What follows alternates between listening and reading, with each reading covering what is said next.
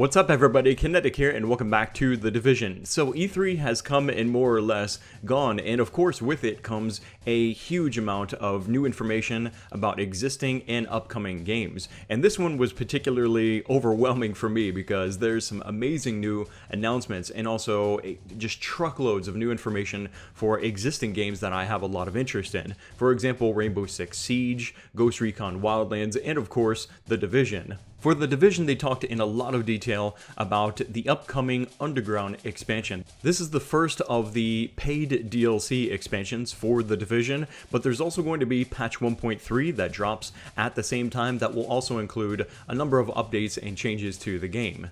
In the Underground expansion and patch 1.3, we're going to have so many things coming to us. We've got big changes to weapon balancing, we've got 4 new gear sets, and those 2 things I'm going to talk about in their own video because that's quite a lot of info right there on its own. But for this video, I want to talk about one of, if not the biggest feature that's coming to the Underground expansion, which is operations. Operations can be looked at as sort of randomly generated dungeons, but I suppose for The Division, since there's no trolls and dragons, at least not yet anyway, maybe we could call them randomly generated missions instead. And these are quite hardcore, as you will see soon here.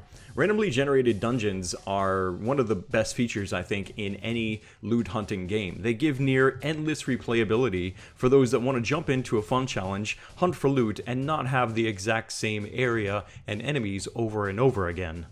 Operations, as they're called in The Division, will have a large amount of customization settings for increasing the challenge and, of course, the potential rewards.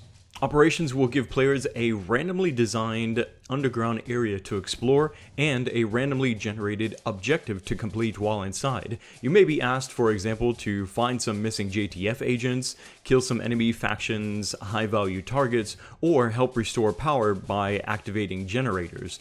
The areas will be crawling with a randomly chosen enemy faction as well. So just to reiterate all of these factors, you are going to go into these operations completely blind without knowing what you'll need to do. You won't know what the layout of the area will be like, and you don't even know who you will be fighting. And that's some pretty sweet randomly generated action, I think, right there. But before we jump into all that, you'll need to customize your operation settings. At the center of your new Underground operations base is where you'll find the operations mission table. First, you can select the base difficulty that you want for the operation, the recommended gear score, and the estimated time to complete the operation will be displayed for you.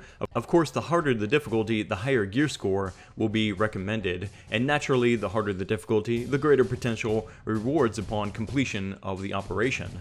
Next up, you can select the number of phases to endure in the operation. You can kind of look at phases almost like dungeon levels, and the more phases that you accept, the more you'll have to explore and fight enemies to complete the operations. If you don't want to go long in an operation, you can just keep it at the default 1 phase, but if you've got time and you're confident, then I would suggest upping the difficulty or the number of phases, which is more or less the same thing here, to 2 or 3, which of course increases the potential rewards upon completion. Notice there's also something called Directive Intel at the bottom right corner. This is a new type of currency used only for operations. However, unlike high-value targets, you do not need this currency to take an operation. Instead, the Directive Intel is used to further customize the operation's difficulty with what are called directives. Directives are modifiers of sorts that complicate your operation even more. Each directive inhibits you and your party in some way, making your mission more challenging and, you guessed it, increases the potential rewards upon completion. You can select multiple directives as long as you have the intel. Each have their own nasty way of testing your skills. Directive intel itself is gained upon successful completion of operations, and while I don't have the info to confirm this, I would wager that the more challenging you set up your operation, the more directive intel you'll get upon completion of the operation. Currently, there are 5 known directives. The first one is called Fog of War, and this disables your minimap as well as disabling the directional indicators of knowing where damage is coming from. Next up we have Waste Not, Want Not. Enemies will not drop ammo, your starting ammo count is reduced, and any rounds left in your clip while you are reloading, those bullets will be lost. So if you leave 5 or 10 bullets still in your gun, when you're reloading, you will lose those bullets. Now I know what some of you are thinking, what about the Lone Star trick / exploit / cheese, whatever you want to call it, where you can basically put on the 2 pieces, grab your ammo, and then take them back off and still keep all that ammo. There is no word as to whether they have any plans to fix that by the next patch, but I would assume that it is something that of course that they are aware of and that they would like to have fixed by the time that these operations come out, because otherwise Waste Not, Want Not is really not going to be nearly as impactful. The next directive is called Mad Skills. Using a skill puts both of your equipped skills on cooldown. So if you hit your pulse, then your first aid skill is going to also be put on cooldown at the same time. Also, if you or any of your party members use a signature skill, that resets the timer on everybody's signature skill. So be really careful about who's using what signature skill and when it's being used, because you've got one for your entire party. Next up we have Special Forces. Enemy faction NPCs may use special ammo, for example incendiary rounds or explosive rounds, and the type of ammo depends on the faction that you will encounter during the operation. And the last known directive is called Sickness. Health drains at a constant rate while above 1 segment of health. Health can be healed as normal, and health regen in the last segment is also normal. So you're basically poisoned more or less the entire time while you're in the operation. Now you might have also noticed that there is a lock icon next to the Sickness directive. To have access to more challenging directives and also new objectives in operations, you will have to rank up. The underground operations introduce a new ranking system similar to Dark Zone ranks. The more operations you complete, the higher your rank will go up. And just as a guess, but there's probably even more rewards for high-ranking agents in the underground. Aside from the rewards you'll get when you complete the operation, inside will also have a number of fun treasures to find.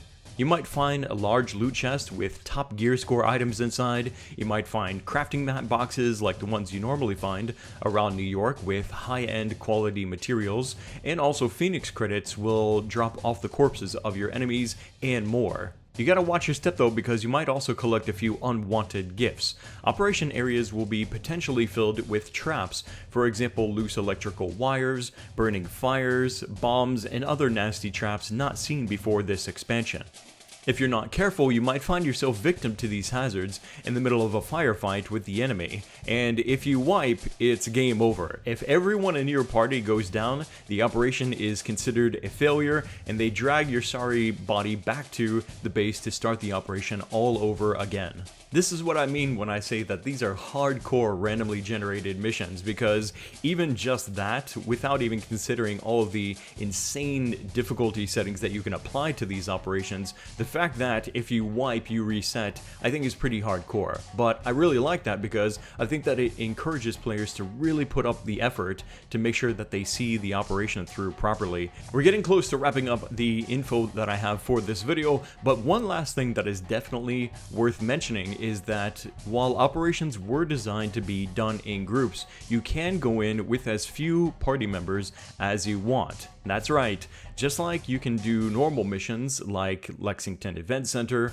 or high value target missions solo, you can also solo operations if you want to. This also means that, like those other mission types, operations scale up or down in difficulty depending on the number of players that go in. So the more players that you bring along for the operation, of course there's going to be more challenge and, yeah, I think you get it, more rewards. The Division Underground expansion comes out June 28th for both PC and Xbox One. PlayStation 4 players will get an extra month, I guess, to enjoy patch 1.2, as that will be coming out August 2nd. There's still a lot more information that I'm sure we will learn about operations in the coming weeks, as well as what other new features and changes we can expect in the expansion and patch 1.3.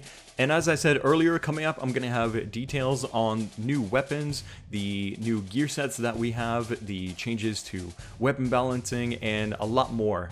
I really appreciate your support on these videos, guys. I'm a little fish in a big pond sometimes, it feels like, when it comes to making YouTube videos, but for all of you that are subscribed, liking these videos, leaving comments, participating and interacting with me on places like Twitter and stuff like that, I really do appreciate it. And even though my new website, gameplayplus.com, has not been up that long, I've definitely noticed the good amount of traffic that's coming through, and no doubt I have you guys to thank for that as well. For those of you that haven't seen it, definitely go check it out. GameplayPlus.com is an ad-free gaming news site where I talk about games like Ghost Recon Wildlands, The Division, and a number of other upcoming shooter games. So what do you guys think about the operations in the upcoming Underground expansion? For me personally, I'm really excited for this. This is the one feature that I want to see in every loot hunting game, is a randomly generated dungeons style feature, and this is going to make me so happy. I know it's going to make a lot of people actually happy, because the Dark Zone has gotten very stale for a lot of people. Let me know what your thoughts are now down in the comment section below. Click the like button to support these Division videos here on my channel, and I'll try to keep them rolling out as quick as I can. Make sure you're subscribed so you don't miss the next video. Thanks again for watching. My name is Kinetic, and I'll see you next time.